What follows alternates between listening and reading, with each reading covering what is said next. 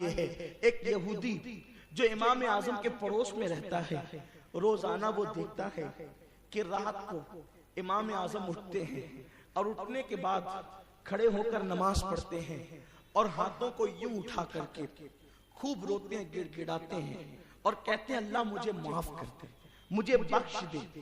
ایک دن وہ ہر رات یہ منظر دیکھتا ہے اور اس کی نیند اڑ جاتی ہے۔ ایک رات اس نے سوچا کہ چلو اپنی بیوی کو اس راز میں شریک کر لیتے ہیں، اور اس نے جب دیکھا کہ امام اعظم اٹھے اور اٹھنے کے بعد ہاتھوں کو اوپر اٹھایا اور اوپر اٹھا کر کے آیت مبارکہ کی تکرار کرتے ہیں وَامْتَازُوا الْيَوْمَ أَيُّهَا الْمُجْرِمُونَ، آج اللہ اکبر مجرموں کو صف سے الگ کر دیا جائے گا، مجرموں کو نیکوں کی صف سے الگ کر دیا جائے گا۔ کیوں؟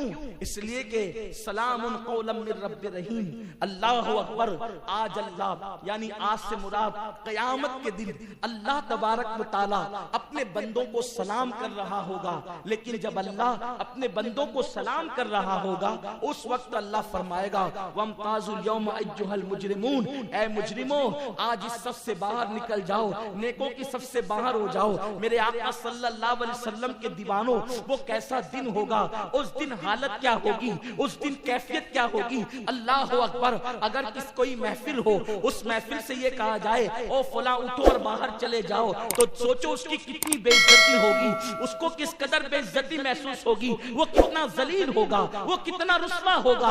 اللہ اکبر۔ کاش کہ ہم سوچتے اللہ کا قرآن پکار پکار کر ہمیں مخاطب ہم سے ہے اور ہمیں کہہ رہا ہے ایک دن وہ آئے گا جب اللہ اپنے بندوں کی مہمانی کر رہا ہوگا، اللہ میزبان ہوگا، بندے مہمان ہوں گے، اللہ ان کو سلام کر رہا ہوگا، لیکن اس وقت اللہ ہر ایک کو سلام نہیں کرے گا، بلکہ اللہ فرمائے گا اے مجرموں نیکوں کی صف سے نکل جاؤ، خلق ملت ہونے والوں مجرموں باہر ہو جاؤ۔ اللہ اکبر۔ امام اعظم ابو حنیفہ رات میں ہاتھ اٹھا کر کے اسی آیت کی تکرار کرتے ہیں، بار بار یہی آیت پڑھتے ہیں اور روتے جاتے ہیں۔ روتے روتے اس یہودی کو امام اعظم پہ ترس آ جاتا ہے اور وہ اپنی بیوی کو کہتا ہے دیکھو یہ کون ہے، کتنا رو رہا ہے، آخرت کے تصور سے کتنا لرزہ براندام ہے، اس کی آہیں تو دیکھو، اس کی سسکیاں تو دیکھو، اس کا فغا تو دیکھو۔ اللہ اکبر۔ اس درویش کا نالین نیم شبی تو دیکھو۔ اللہ اکبر۔ اس کی بیوی کہتی ہے زور سے سرگوشی کرتے ہوئے یہ تو نعمان لگتے ہیں، ان کا چہرہ تو نعمان جیسے دکھتا ہے۔ کہا ہاں یہ نعمان ہے۔ اس کے بعد صبح ہوئی تو کئی دن سے جس یہودی نے اس کو راز رکھا تھا اب وہ صبح کو راز افشا کرتا ہے، راز کو کھول دیتا ہے اور کہتا ہے پتہ نہیں نعمان سے کیا غلطی ہو گئی کہ پوری رات وہ نالین نیم شبی کرتا ہے، وہ آؤ فغا کرتا ہے، آخرت کے تصور سے روتا ہے، گریہ وزاری کرتا ہے، ایک ایک آیت پڑھتے ہوئے پوری رات گزار دیتا ہے۔ اللہ اکبر۔ جب یہ راز کوفہ کے اندر پھیل جاتا ہے تو کوئی امام اعظم سے پکڑ کر کے کہتا ہے اے امام آخر یہ تو بتائیں آپ سے غلطی کیا ہوئی ہے، کون سی خطا ہو گئی ہے جس کی وجہ سے آپ پوری رات اتنی فریاد اور اتنا نالہ کرتے ہیں۔ امام اعظم کہتے ہیں اللہ کا قرآن ہمارے لیے نازل ہوا ہے، جب اللہ کہہ رہا ہے سلام قولا من رب رحیم وامتازوا اليوم ایھا المجرمون، اللہ جب سلام کرے گا اپنے بندوں کو، مجرموں کو الگ کر دے گا، آخر اپنے پاس نیکی کیا ہے؟ اگر ایک استاد سارے شاگردوں کو ڈانٹے تو دانشمند شاگرد وہ ہے، جب سب کو ڈانٹا جائے تو استاد کی ڈانٹ سے وہ یہ نصیحت لے کہ مجھے ڈانٹا جا رہا ہے۔ تو قرآن کے اندر جو عذاب کی آیتیں آئی ہیں یہ کہہ کر کے اے مجرموں، تو سب سے بڑا مجرم تو میں اپنے آپ کو سمجھتا ہوں۔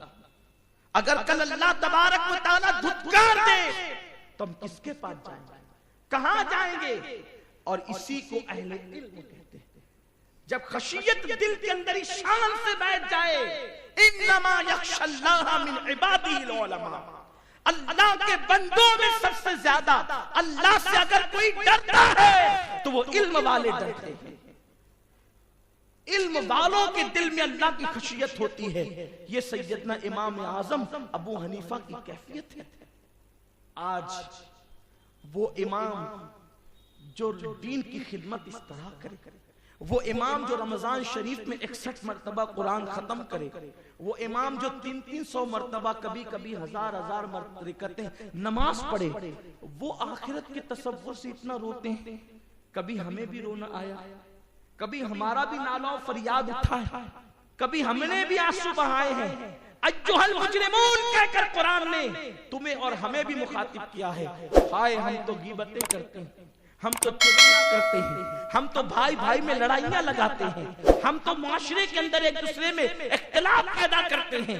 ہمارا حال یہ ہے تو ہم رشوت کا لقمہ بھی نگل جاتے ہیں. ہمارا حال یہ ہے ہم حرام بھی کھا جاتے ہیں. ہمارا حال یہ ہے ہم لوگوں کو گالیاں بھی دے جاتے ہیں. امام اعظم کا تقویٰ یہ تھا کہ امام اعظم ابو حنیفہ کو حضرت سیدنا داؤد طائی کہتے ہیں کہ میں نے 40 سال امام اعظم کی خدمت کی ہے، میں نے تنہائی میں بھی امام اعظم کو کبھی ٹوپی کے بغیر نہیں دیکھا. چراغ لے کر نہیں، سورج لے کر ڈھونڈیے، ایسی ذات آپ کو مل جائے تو ٹوپی کے بغیر بھی میں نے کبھی نہیں دیکھا. جب مسا کرتے تھے تو اپنا امامہ سر سے ہٹاتے تھے اور فوراً پہن لیتے تھے.